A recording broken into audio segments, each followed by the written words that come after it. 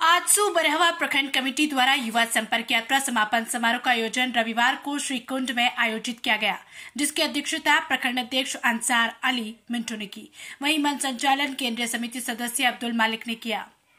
कार्यक्रम में मुख्य अतिथि के रूप में केंद्रीय उपाध्यक्ष सह पूर्व विधायक अकील अख्तर, आजसू अल्पसंख्यक महासभा के केंद्रीय अध्यक्ष नजरुल हसन हाशमी, केंद्रीय महासचिव खालिद खलील मौजूद रहे, जिसमें प्रखंड कमेटी द्वारा माला पहनाकर एवं गुलदस्ता देकर भव्य स्वागत किया गया।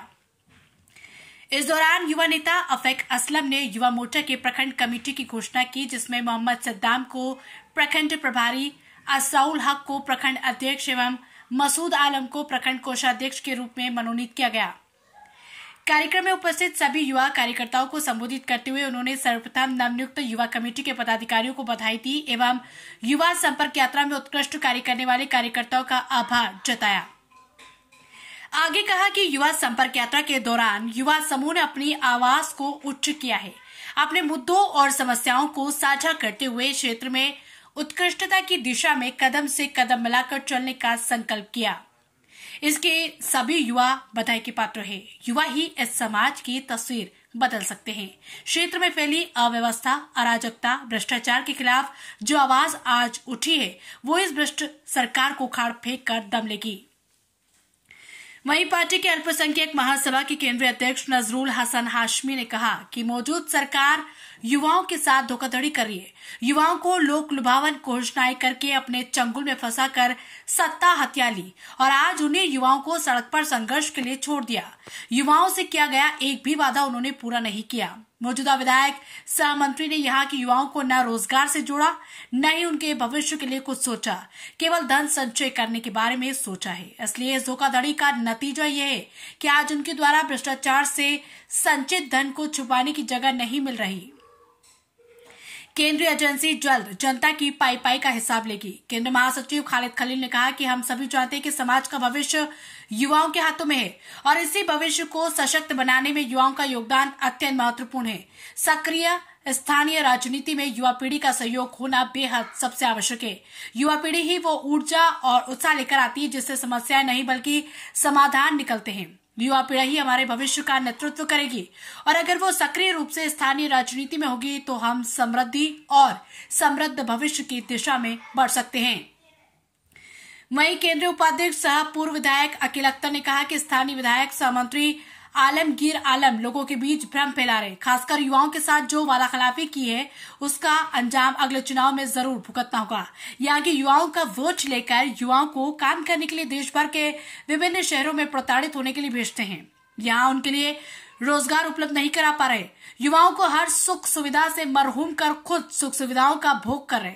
उनके पास युवाओं को समृद्ध करने का कोई विजन नहीं। क्षेत्र में विकास का अर्थ है सामरिक और सांस्कृतिक स्थिति को सुधारना, लेकिन सत्ताधारी दल इस पर ध्यान नहीं दे रहे और इसे अपने स्वार्थ के लिए बाधित कर रहे।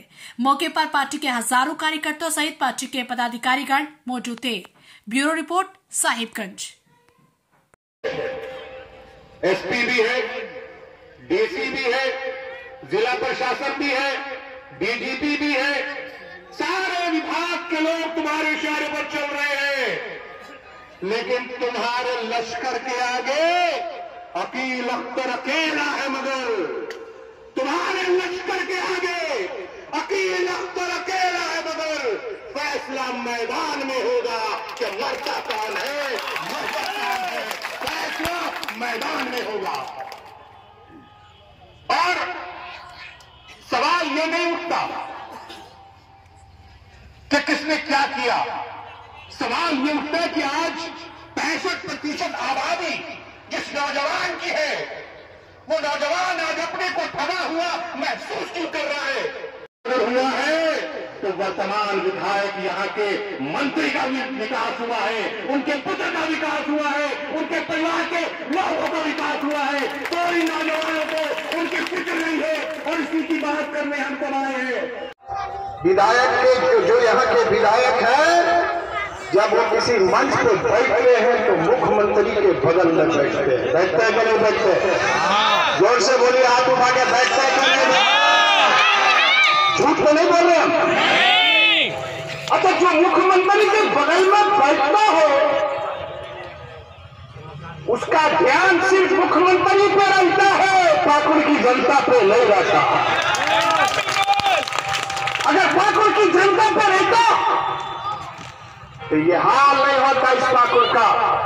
और हम आपको कहते हैं एक बार इस बार अकील अकबर को जिताकर देखिए, जिस तरह सुदेश मेहता खूबसूरत और सुंदर दिखता है उस तरह से हम आपको पाकुड़ बना कर देंगे। मेरे पास बहुत सब्जेक्ट है। अभी सरकार आपके द्वार, ये कार्यक्रम चल रहा है ना, समझ में नहीं आ रहा। सरकार आपके द्वार क्या करो भैया, ये सरकार बैठी है, ये बैठी है, ये देश के मालिक है ये जनता। सरकार आपके द्वार तुम कैसे सरकार, सरकार तो हम है, देश की जनता सरकार है। अगर हम तुम्हें वोट नहीं देते तो सरकार बनती क्या? जोर से बोलिए, सरकार बनती क्या? तो ये कौन सा योजना आपको चल रहा, ये कौन सी आप कौन सरकार है हमारे? और ये बताइए इंप्लीमेंट मिला क्या? हमने पूछा वीडियो से, हमने पूछा सीओ से, हमने पूछा डीसी से, क्या हो रहा है? ये मछली खा रहे थे लोग, हमने पूछा ये मछली भात जो आप खा रहे हो ये हो क्या रहा है? बोला सर पिकनिक हो रहा है। ये सरकार आपके द्वार का पिकनिक है। हमने कहा जो काम के लिए आप यहाँ आए हो वो काम ब्लॉक के कुर्सी पर होगी, वो सीओ के टेबल पर होगा, यहाँ एक काम नहीं होगा। तो ये जनता के पैसा के पिकनिक करने वाले, हम तुम्हें जनता के पैसा का पिकनिक करने नहीं देंगे। हम तुमसे सवाल करते हैं, तुम जवाब दो। अब वह आवास अगर मिलेगा तो अगर वीडियो सीओ वीडियो चाहेगा तब ना मिलेगा, अब बोलिए ना। और अगर वीडियो नहीं चाहेगा तो नहीं मिलेगा, क्योंकि वीडियो और विधायक और मंत्री और डीसी और सीएम सबका गुडुर गुडुर होता है। जब तक वो दत्वन नहीं करता, जब तक बरस नहीं करता, जब तक माल नहीं पहुंच जाता तब तक ये लोग बरस नहीं करता। सुबह सुबह माल चाहिए, माल। सच्चे ईमानदार है तुम तो जवाब दो कि पाकुड़ में इतनी गरीबी कहां से आई? सच्चा कमेटी की रिपोर्ट बोलती है 2008 में रंगनाथ मिश्रा ने रिपोर्ट किया कि मुसलमानों की आर्थिक और शैक्षणिक स्थिति ऐसी है जैसे दलितों और आदिवासियों से भी बच्चे बदतर है। ये कौन किया था सर्वे? ये सर्वे करने वाला कोई भाजपा का आदमी नहीं था, कोई पाकुड़ का लोग नहीं था। ये मनमोहन सरकार में इन्होंने कमेटी गठन करके मुसलमानों का सर्वे किया, और जो मुसलमान पर्दे में था इस कांग्रेस ने उसके पर्दे को उठा के मुसलमानों को नंगा करने का काम किया है। आज इस देश की जो हालत है, हम गए हैं, हम सहमे हुए हैं, हम पूछते हैं मामूली चीज जब होती है। अभी अभी डुमरी का उपचुनाव हुआ था, आपने सुना होगा। डुमरी का चुनाव हुआ कि नहीं हुआ? उपचुनाव हुआ कि नहीं हुआ? पंच वाले आप लोग कहीं नहीं बोलते, आप लोग सरकार हैं, आप लोग भी तो बोलिए, क्योंकि आप ऊंचे में है, ये लोग नीचे में। आप चौकी पर है, चौकीदार है, ये चेयर पर है, चेयरमैन है। आप भी बोलिए, आपको भी बोलना होगा। माननीय मुख्यमंत्री जब डुमरी में आए तो मैं उनका भाषण सुन रहा था, स्टेटमेंट देख रहा था। उन्होंने अपने भाषण में कहा 2019 से मॉब लिंचिंग झारखंड में नहीं हुआ। बोले कि नहीं मुख्यमंत्री? जोर से बोलिए, बोले कि नहीं बोले? हमने मुख्यमंत्री को आईना दिखाया कि मुख्यमंत्री जी बताओ, रामगढ़ के कुलमी प्रखंड में शमशाद अंसारी को घेर कर मार दिया गया। ये मॉब लिंचिंग नहीं है तो क्या है?